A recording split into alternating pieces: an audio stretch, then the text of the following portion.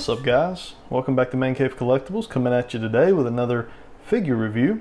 So today we want to continue our G.I. Joe retro line reviews with the new Storm Shadow. So this is a figure that I found on a recent toy hunt. If you have not checked out that toy hunt video, go ahead and do that. I'll throw a link up above. Had a really good hunt, found the Striker vehicle, found myself another Snake Eyes on card, and found a Storm Shadow here. So definitely the first wave is now complete, and all those reviews will be up now that we are reviewing Storm Shadow. So jumping right on into this one, is pretty much the same thing that we've seen with these retro carded figures. We've got our retro card with that blister packaging here on the front. Looks really good. You can pretty much see everything that he comes with as far as accessories.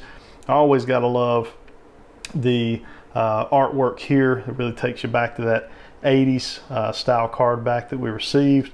Even Hasbro going kind of with that retro logo there. One interesting thing to note here is that you know, we've got long sleeves here and short sleeves here on our artwork. So it's kind of interesting that they did that. The original figure back from in the 80s actually mimicked more of the card back artwork. However, really none of the two figures, including this one or the original figure itself, really mimicked exactly what was in the cartoon. The cartoon had more of kind of a cutoff style shirt there. So it would be cool if we ever actually get like a true cartoon version of this guy, and maybe there is one out there somewhere, but as far as the two that we've seen so far, really haven't mimicked that cartoon. Spinning on around to the back, we've got kind of what we've come to know with these retro card backs here. We've just got a quick bio here. That's Storm Shadow's bio, and then the other figures that will be in this first wave, as well as the second wave, which is Scarlet, Roadblock, and Destro. Really nice card backs. I really enjoy these. I think they look good. Will look really good displayed on card. But we're going to go ahead and break this guy out of his packaging and see what we got. All right, guys. So we got our Storm Shadow out of packaging. A lot of white on a white background, so I hope you guys are able to see him pretty well here. Looks like from my camera angle we can do that. One thing we do have is a lot of accessories with this guy, so we'll go ahead and do the rundown on that. So the first thing is we've got his quiver here that holds his arrows as well as his swords. Now this one here for these swords, you can see it's just, they've kind of hollowed this out. The backing's gone, but there is a small piece here that'll kind of hold those swords in position. Has a peg holding his back, so that'll slide right in. This is not exactly black. It's actually almost more like a navy blue or extremely dark purple. So kind of an interesting color choice on that. You know, it's got that little, I guess it's like their ninja symbol there. I can't remember what the name of it is. Starts with an R or something like that. But anyways, looks good. One accessory. Kind of has this sash here. If you wanted to trade out the black one that he comes with out of package, you could always trade this in. So if you want to go, you know, for the original retro and the cartoon, it was the black one, but they do give you some options here that you can use. Got a fan there, kind of that Japanese style fan. Pretty neat. Got a couple throwing knives here. No paint on them, just sculpting. Those look good. Now, some of these are really, really small. I'm going to try to do my best to show them to you. We got two ninja stars here. You can see those. No paint on those, but they're sculpted nice. We got two tiger claws here. You can see those. He's got a set of nunchucks here, and that is just a string there holding those together, and they spread out pretty good. That's a pretty long string there. Just sculpted plastic there for the handles. Now this one is extremely small, and I'm not going, well, I wasn't going to remove the dart, but the dart did come out. But he has some throwing darts. You can see this little pouch here. It does have kind of a peg hole in it, and then the dart just slides in like that. I'm not sure how well this is showing up, but there you go. And that dart don't want to stay in, so I can see that kind of being an issue long term. Now we got two size, so these look good. We do have a little bit of paint on the handles for these.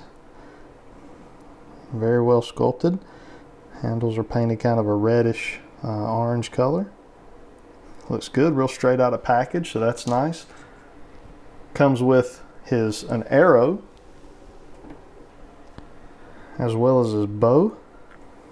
Now this arrow here will slide down into the quiver. So the quiver has kind of an open area in the back, so you can just slide that arrow right down in there for safekeeping. It looks good. It kind of blends in well with the molded arrows that are already on it. And then lastly, he's got two of his swords or katanas, one shorter than the other. The handles on these are painted in kind of that same kind of bluish purple color that the quiver was painted. So they're not black, it's more of a navy blue, dark navy blue, and then painted blades there, silver. Look really good. Let's go ahead and take a look at our figure up close. So we'll bring him in here so that we can see real nice detail there on the face and the eyes. I like what Hasbro has done with that. Spinning that on around. Looks good. Got some detail work there, some paint detail there on the buckles. Looks nice. The Cobra logo there, pretty crisp and clean. Looks like maybe it was just stamped on, probably not hand painted, just stamped right on there, and it's kept it pretty clean. Got a sash there around his waist. A little bit of messy paint work in some areas up here around the hands. I'm not real sure why they decided to have the articulation. If you look at that, see the white coming down? That peg in the articulated area is white.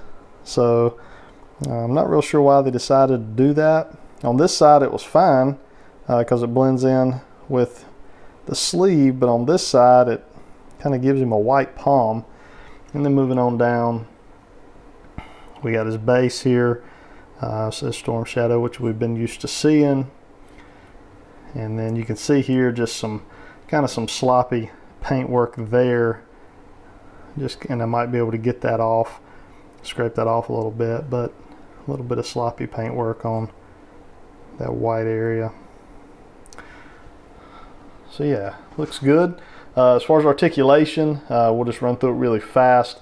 This is something we've already seen with pretty much all the other ones we've already reviewed. The head, you can get a little side-to-side motion, not much down, a little bit up, 360s there, okay.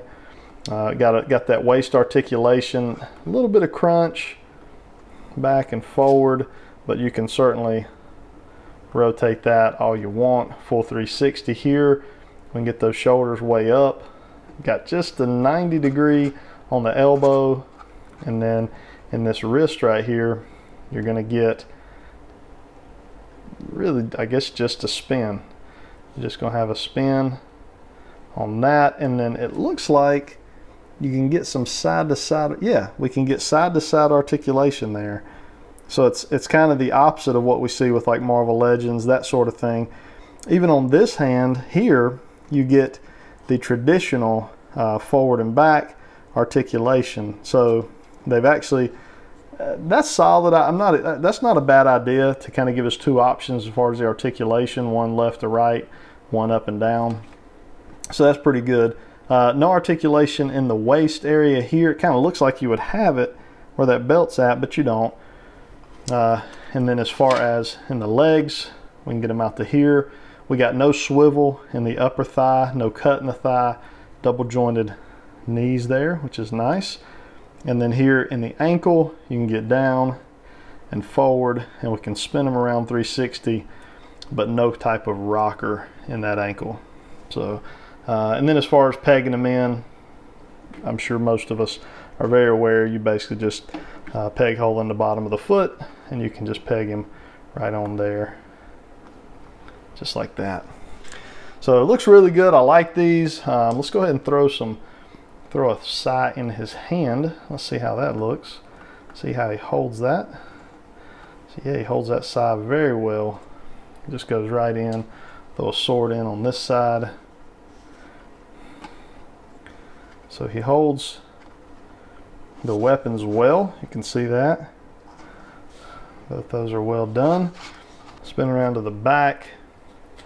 We'll throw on his quiver here, just like that. You can see how that fits in. We'll try these swords in the quiver just to see how that looks. I think it's going to look real well.